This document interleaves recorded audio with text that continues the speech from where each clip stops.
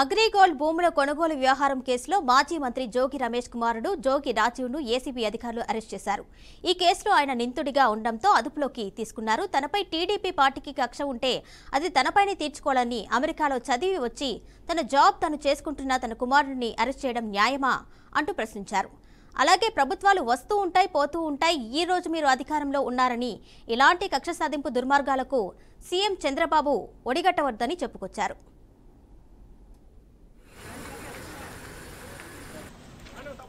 నేను మీడియా ముందు మాట్లాడుతూ ఉన్నా.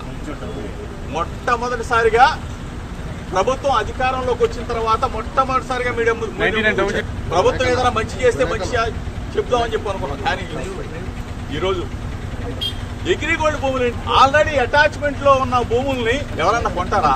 అటాచ్మెంట్ లో ఉన్న భూములు అది కూడా 2300 గజాల భూమి. ఆ 2300 గజాల భూమిని ఈనాడు పేపర్ లో పబ్లిష్ చేసిన తర్వాత మా బాబాయ్ గారు నా కుమారుడు ఏ విధంగా అయితే మనం కొనుగోలు చేస్తామో అట్లానే కొనుగోలు చేసి రిజిస్ట్రేషన్ చేసుకున్న తర్వాత అది మళ్ళా వేరే వాళ్ళకి అమ్మటం జరిగింది. అంటే ఏ విధంగా అయితే మనం భూమి కొని అమ్ముతామో అట్లానే వాళ్ళు మా దగ్గర నుంచి కొనేటప్పుడు కూడా ఈనాడు పేపర్లోనే పబ్లిష్ చేయించుకొని సర్వే చేయించుకొని అధికారులు ఇచ్చిన రిపోర్ట్ ఆధారంగా సబ్ రిజిస్ట్రార్ గారు రిజిస్ట్రేషన్ చేసి వాళ్ళకి అప్పచెప్తే ఇంతకన్నా దుర్మార్గం ఎక్కడన్నా ఉంటుందా చంద్రబాబు నాయుడు గారు? దయచేసి నేను మిమ్మల్ని అడుగుతా ఉన్నా, నా మీద కక్ష ఉంటే నన్ను నా మీద అంటే అభం శుభం తెలియని నా కుమారుడి మీద అమెరికాలో చదివి వచ్చాడు, ఎంఏ చేశాడు, డిలాయిట్ లో జాబ్ చేస్తున్నా నా కుమారుడి మీద మీరు ఈ విధంగా కక్ష తీసుకునే కార్యక్రమం చేయటం న్యాయమేనా?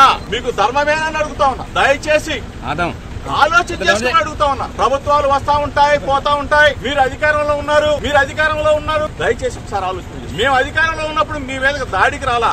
దయచేసి మీరు ఆ మైండ్ లో గాన ఆలోచన గాని ఉంటే తీసేసుకోండి.